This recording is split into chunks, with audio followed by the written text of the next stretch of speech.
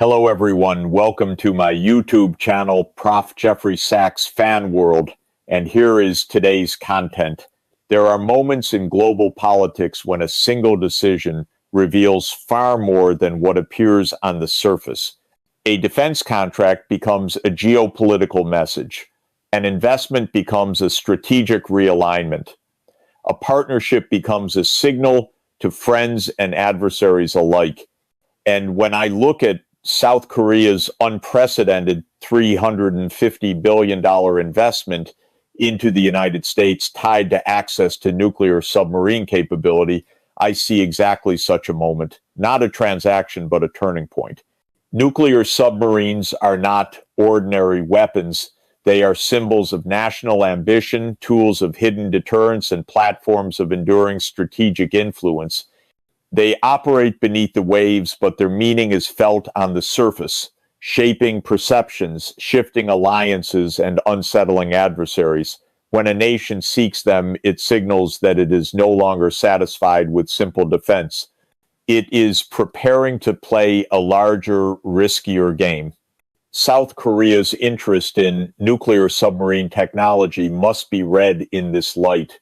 This is a country surrounded by uncertainty, a nuclear North Korea to the north, a rising China to the west, a resurgent Russia to the northeast, and growing instability in the U.S.-led global architecture that once guaranteed its security. For decades, South Korea could rely on the American nuclear umbrella. But today, that umbrella trembles under political polarization, shifting priorities, and great power competition. Seoul is not naive. It sees the risks ahead. It hears North Korea's missile tests echo across the peninsula. It watches China's naval expansion. It feels Russia drifting closer to Pyongyang. And so it has chosen a path that is both bold and fraught, with consequence buying deeper certainty from the United States through economic power, and in return gaining access to one of the most strategic military technologies on Earth. But this choice comes with a price, not only financial, but geopolitical. North Korea will not see this as defense. It will see it as encirclement. China will not see this as partnership. It will see it as provocation. Russia will not view this as stability. It will view it as expansion of American influence right up to its Pacific flank. The world is entering a new era, one defined not by diplomacy, but by deterrence, not by cooperation, but by counter-alignment. And South Korea's move may prove to be one of the most consequential choices in shaping the balance of power in Asia for a generation. In this analysis, I want to explore what this $350 billion decision truly means for South Korea's security, for North Korea's reaction, for China and Russia's strategic calculus, and for the global system already under extraordinary strain. Because beneath the surface of this deal lies something much deeper, a question of whether the future of Asia will be governed by integration or by an accelerating arms race that no one can fully control. States, as part of a strategic industrial and defense partnership, including access to nuclear submarine capabilities, I understood immediately that this was not simply a deal. It was a signal, a geopolitical message disguised as an investment package. And the message was unmistakable. South Korea is no longer content to remain a middle power on the margins of the Indo-Pacific chessboard. It is positioning itself as a major security actor, one with the technological ambition and political confidence to reshape the regional balance of power. When a nation spends $350 billion abroad, it is not buying machines, it is buying leverage. What South Korea seeks, in my view, is not just submarines, but certainty. Certainty that the United States will remain committed to its defense. Certainty that Washington will not retreat distracted by domestic divisions or shifting strategic priorities. Certainty that the American nuclear umbrella, long the backbone of South Korean security, will not evaporate under the pressures of U.S. China rivalry or the volatility of U.S. elections. Seen this way, the investment becomes a form of geopolitical insurance, a financial guarantee that binds Washington and Seoul together not merely by treaties or rhetoric, but by billions of dollars in physical industrial interdependence. South Korea is buying not only access to nuclear propulsion technology, but a deeper place inside the American strategic architecture. The logic is clear. A partner who invests hundreds of billions into U.S. industries becomes far harder for Washington to abandon. But there is another layer to this story, one that speaks to South Korea's own self-confidence and structural fears. North Korea's nuclear program has evolved from a regional irritant into a strategic reality. Pyongyang now possesses missiles capable of striking anywhere in the continental United States. This simple fact erodes the certainty of extended deterrence. If North Korea can strike Washington, will Washington really risk its own cities to defend Seoul? This question haunts South Korean strategists. And nuclear submarines, even without Korean nuclear warheads, provide psychological and strategic depth that purely land-based systems cannot. They are survivable. They are mobile. And they project the image of a state that is no longer merely defending itself, but shaping the waters around it. Still, I must emphasize this is not simply about North Korea. It is about status. Nations build nuclear-propelled submarines not only to deter enemies, but to announce themselves as global actors. These submarines symbolize a maturity of industrial capability, maritime reach, and strategic sophistication. And South Korea, with its world-class shipbuilding, semiconductor leadership, and technological dynamism, sees itself stepping into a role it long deferred to others. Economically, the deal is equally profound. South Korea is using industrial investment into the U.S. as a diplomatic language. It is purchasing political goodwill. It is securing access to protected U.S. markets. And it is aligning its long-term economic fate with the dominant power of the Indo-Pacific, even as China, its largest trading partner, watches with growing anxiety. In short, South Korea is signaling that its future lies with the United States, not only in security, but in technology, industry, and ideology. And the world has noticed North Korea sees an existential threat. China sees a strategic encirclement. Russia sees another extension of U.S. naval reach. And the global arms control regime sees yet another crack in the already fragile architecture of non-proliferation. In my view, this $350 billion investment is not merely a transaction. It is the opening move of a new strategic era, one in which South Korea is no longer a buffer state between great powers, but an assertive participant in shaping the future of East Asian security. When I consider South Korea's pursuit of nuclear submarine capability, I find myself confronted with a paradox that has defined security politics for decades. Every breakthrough meant to increase stability often ends up tilting system toward deeper uncertainty. And in the case of the Korean Peninsula, one of the most militarized and emotionally charged regions on Earth, this dynamic becomes especially volatile. On the surface, nuclear-propelled submarines offer South Korea a technological leap that many nations can only dream of. They can operate silently for months. They provide extended reach far beyond the Korean coastline.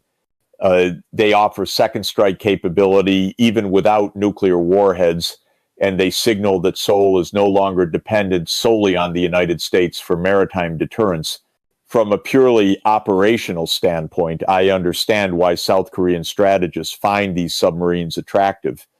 North Korea's growing missile arsenal now includes solid fuel ICBMs and submarine-launched ballistic missiles. In this environment, vulnerability is not theoretical, it is daily reality. A submerged platform, invisible and survivable, seems like the perfect answer to a regime that thrives on unpredictability. But if I step back and evaluate the geopolitics rather than the engineering, I see a more troubling picture. Nuclear submarines do not merely alter South Korea's capabilities, they alter North Korea's interpretation of South Korean intent. Pyongyang will not view these submarines as defensive. It will view them as instruments of potential preemption tools that could sneak close to its coast and threaten its leadership or its strategic assets. In a regime built on paranoia and survival, perception is often more dangerous than reality. North Korea does not calculate risk like rational nuclear powers. It calculates survival through the logic of fear. And in that logic, South Korean nuclear submarines will validate the regime's belief that only an expanded nuclear arsenal can guarantee its future. This is where escalation becomes almost inevitable. If South Korea gains access to nuclear submarines, North Korea's response will not be restraint. It will be acceleration, more warheads, more missile tests, more submarine production, more integration with Russia, and perhaps even China.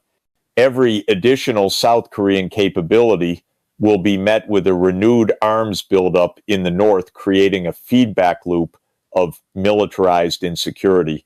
But there is another dimension that often receives less attention, the psychological shift within South Korea itself.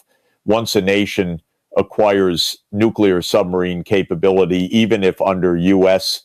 partnership, its strategic posture changes. It moves from a defensive mindset to a subtle form of regional power projection. It becomes a maritime actor capable of influencing security dynamics from the East China Sea to the Philippine Sea, and such capability inevitably draws Seoul deeper into U.S.-China rivalry. This is why I hesitate to label the move as a simple breakthrough. It is, in reality, a doorway into a larger strategic transformation, one that will force South Korea to choose sides more definitively, reducing its diplomatic room for maneuver and exposing it to wider geopolitical pressures. Moreover, nuclear submarines reshape not only security but expectations. The United States will expect more military integration. China will expect South Korea to remain strategically neutral, an expectation that will now be impossible. North Korea will expect confrontation. Japan will expect South Korea to compete for regional naval advantage. And South Korean citizens will expect greater protection, even though greater capability often brings greater risk. The truth is that nuclear submarines create a new equilibrium, one not of stability, but of heightened deterrence tension. Deterrence is not safety. It is the management of fear. And once fear becomes the governing logic of the peninsula, diplomacy becomes harder, communication becomes thinner, and miscalculation becomes catastrophic. If South Korea had pursued this technology in a calmer region, the implications might be manageable.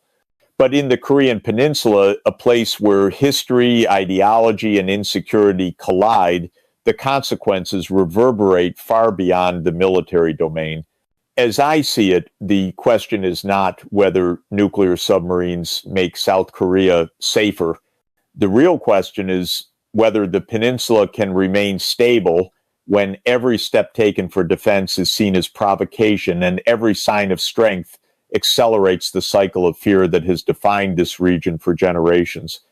When I evaluate how North Korea is likely to respond to South Korea's pursuit of nuclear submarine capability, I begin from a premise I have learned over many years of studying isolated regimes. Pyongyang interprets every technological gain by its adversaries as an existential threat, not a strategic adjustment.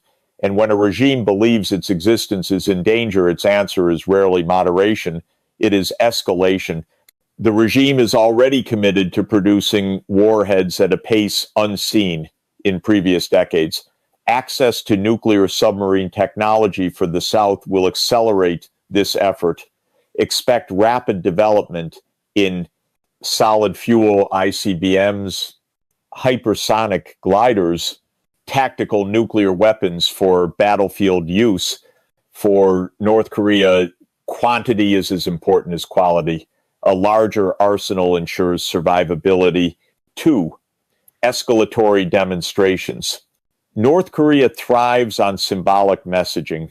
When intimidated, it responds with shows of force, missile launches over Japan, SLBM tests from the Sinpo shipyard, nighttime military parades, drone incursions, declarations of new nuclear doctrines. These actions are meant to communicate resolve and to gain leverage by creating crisis moments. 3, closer alignment with Russia and possibly China. This may be the most consequential shift. North Korea now sees opportunities, not isolation. Russia, desperate for ammunition and willing to break global norms, has already deepened cooperation with Pyongyang. A South Korean nuclear submarine program will push this partnership even further. I expect more technology exchanges, coordinated diplomatic positions. I expect more technology exchanges, covert transfers of missile or submarine components. 4, total collapse of diplomatic space. For years, diplomats and scholars have hoped for a return to negotiation, arms control, freezing programs, humanitarian cooperation. Nuclear submarines for South Korea will make this nearly impossible.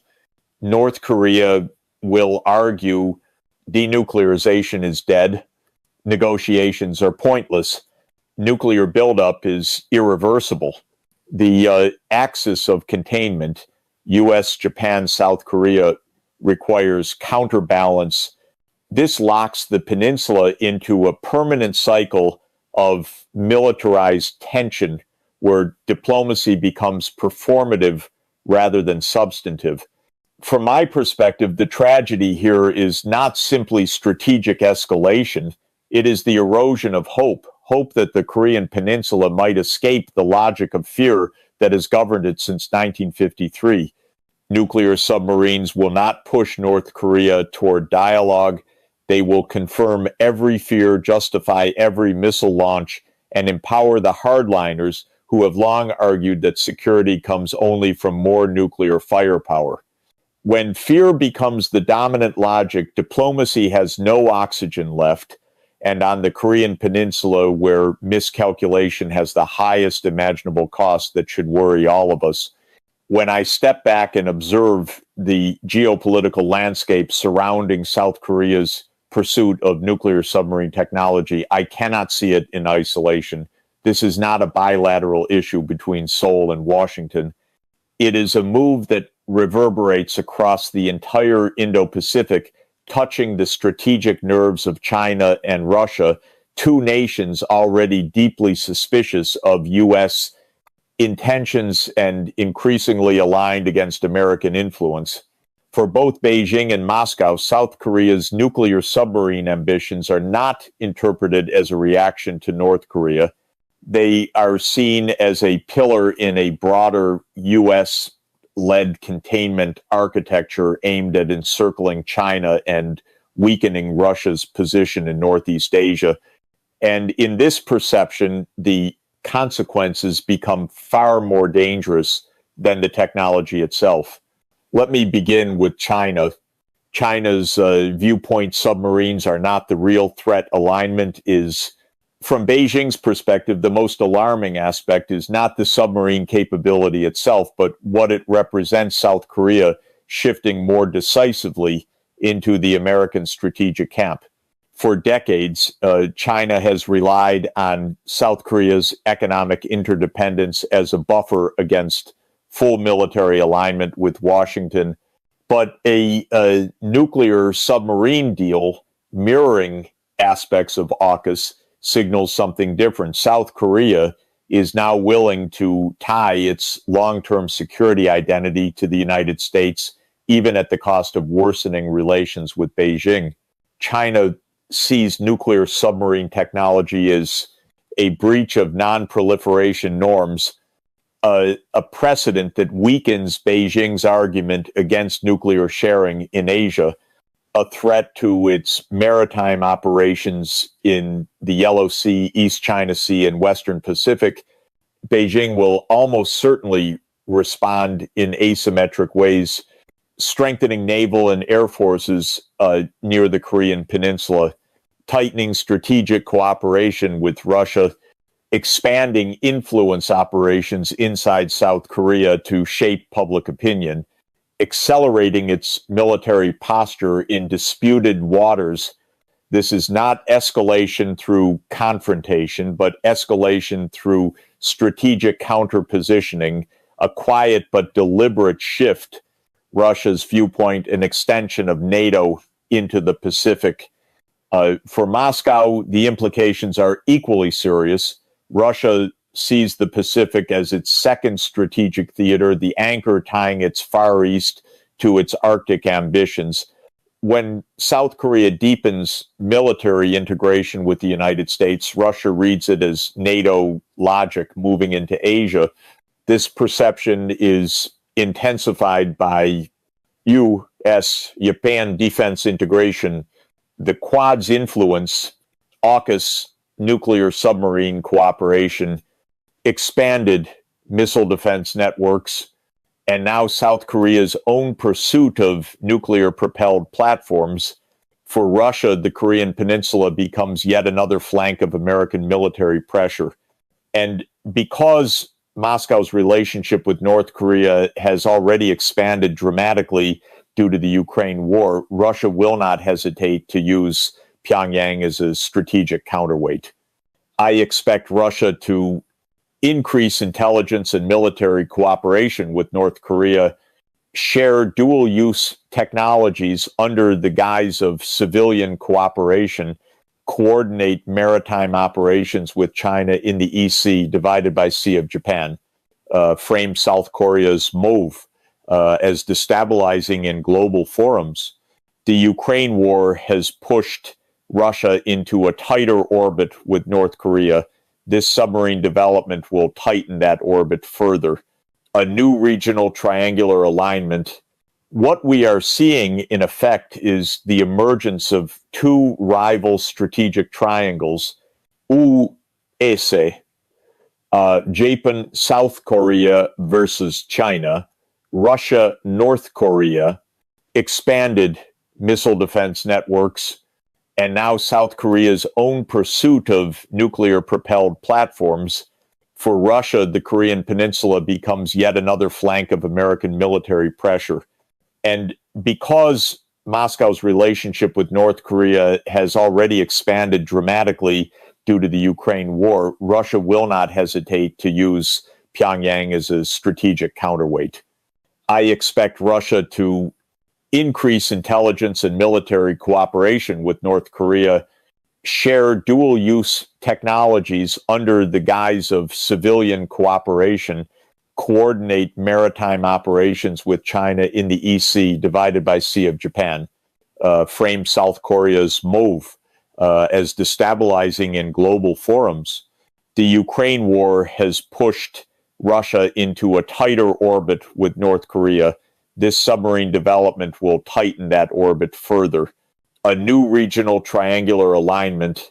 What we are seeing, in effect, is the emergence of two rival strategic triangles, USA, Japan, South Korea versus China, Russia, North Korea.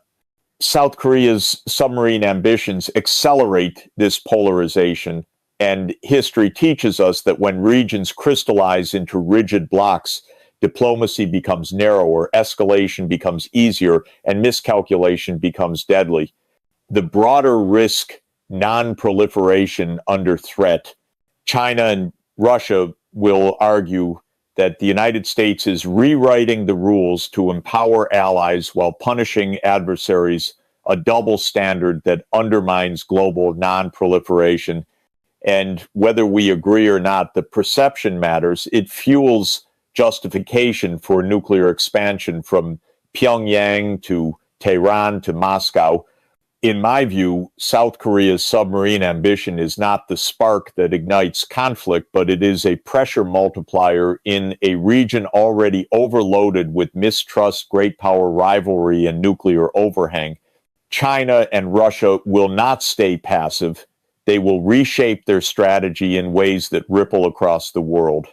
As I reflect on South Korea's pursuit of nuclear submarine capability and the intensifying reactions across Northeast Asia, I find myself asking a fundamental question: is the world moving towards stability or toward a permanent and ultimately uncontrollable arms race? Because the Korean Peninsula is no longer a local issue.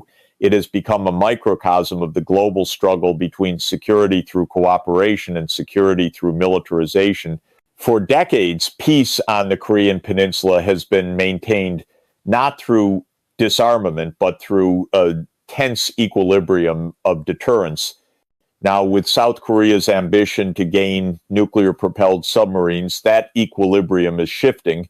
And when equilibrium shifts, the ripple effects spread far beyond the countries directly involved. The world is now grappling with two conflicting visions of security. The first vision, security through integration. This vision suggests that peace is built through diplomacy, economic cooperation, and mutual restraint. It is the idea that nations should become more interconnected, not more militarized. It is the logic behind regional dialogue forums, arms control treaties, and confidence-building mechanisms. But the tragedy today is that this vision is losing ground. The rise of great power rivalry between the US and China, between NATO and Russia, has eroded the trust required for such frameworks. The Korean Peninsula, once a candidate for long-term peace initiatives, is now becoming deeply embedded in the global polarities of the 21st century. The second vision, security through deterrence and arms expansion. As I reflect on South Korea's pursuit of nuclear submarine capability and the intensifying reactions across Northeast Asia, I find myself asking a fundamental question: is the world moving towards stability or toward a permanent and ultimately uncontrollable arms race? Because the Korean Peninsula is no longer a local issue. It has become a microcosm of the global struggle between security through cooperation and security through militarization. The second vision, security through deterrence and arms expansion. This is the vision currently dominating the strategic landscape. It asserts that peace is preserved only through superior power, that uncertainty is dangerous, and strength is the only credible language. In this vision, nuclear submarines are not weapons. They are symbols of status, sovereignty, and fear can maintain a fragile stability for a time, but it cannot provide lasting peace.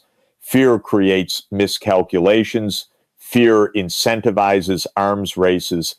And fear, when it dominates strategic decisions, eventually leads to escalation that neither side originally intended.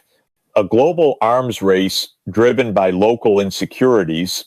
The Korean Peninsula is only one point on a global map, now marked by parallel escalations. Taiwan Strait, militarization, South China Sea naval buildup, Japan's expanding defense posture, India and China's Himalayan standoff, Russia and NATO's new Cold War, Middle Eastern hardening of nuclear and missile programs. The pursuit of nuclear submarine capability by South Korea becomes one more link in this global chain of militarized logic. The world is becoming less cooperative, less predictable, and less willing to invest in peace. A different path is still possible. Despite everything, I do not believe escalation is inevitable. The world has navigated similar crises before Europe, after 2 world wars, the Cold War's close calls, the Cuban Missile Crisis.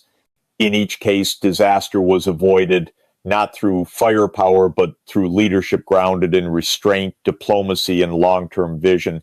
If South Korea, the U.S., China, and even Russia can create a new framework for regional dialogue, one that acknowledges fears, reduces risks, and creates rules for military transparency, the arms race cycle can be slowed and perhaps reversed. But this requires courage, the courage to step outside the logic of fear and the courage to imagine a future in which nations define security, not by what they can destroy, but by what they can build together. My conclusion is simple but urgent. The world must choose between a future governed by integration or by intimidation. South Korea's nuclear submarine ambition is a turning point. If handled wisely, it could spark new diplomacy. If mishandled, it will deepen the global spiral of militarization. The choice is still ours, but time is running short.